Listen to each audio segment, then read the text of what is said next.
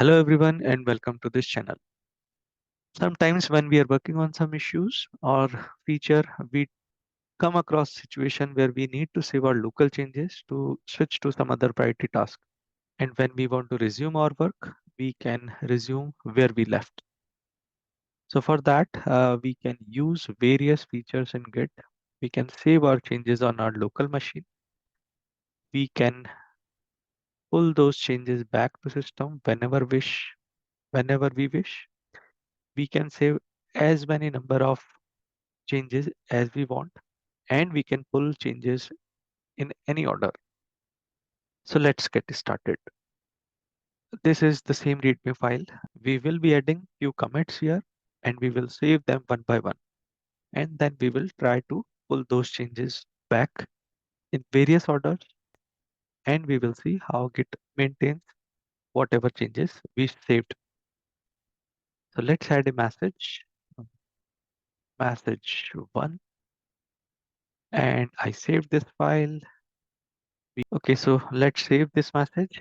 We can save it using git stash save and a meaningful message. Let's add message one because we'll be adding similar messages and it will be easier to read. So it is saved and get a stash list. We can run and we'll see it is saved at index 0. So let's save one more message 2, git stash save message 2. We have two messages now. Let's add a couple of more messages.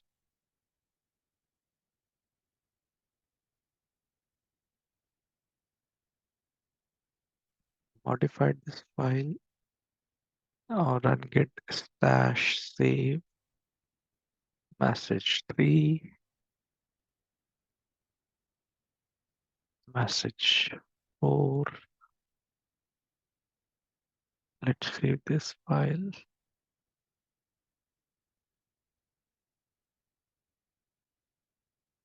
Okay, so let's see how many messages we have using git stash list.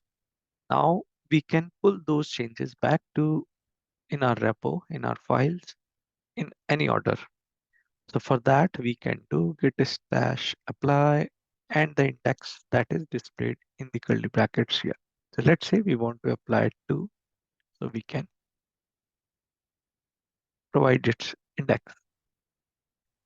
It has been pulled, but limitation with this git stash apply is it doesn't remove this changes index from the stash list.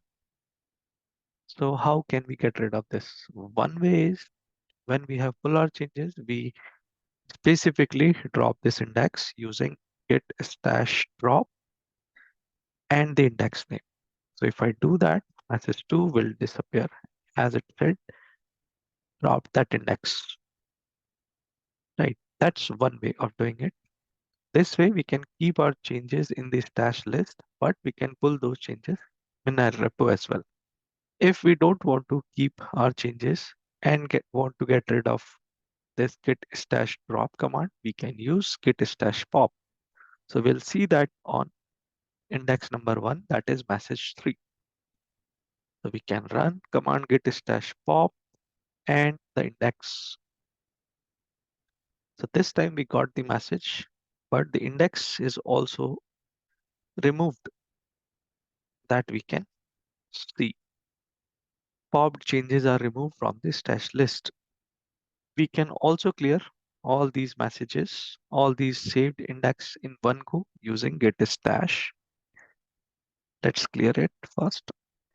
We can clear all the stashed changes in one go using git stash clear. So this will remove all the saved changes, which can be verified using git stash list. Okay, so these are very useful commands when we work on day-to-day basis. That's about this tutorial. If you found information useful, don't forget to like, share, and subscribe.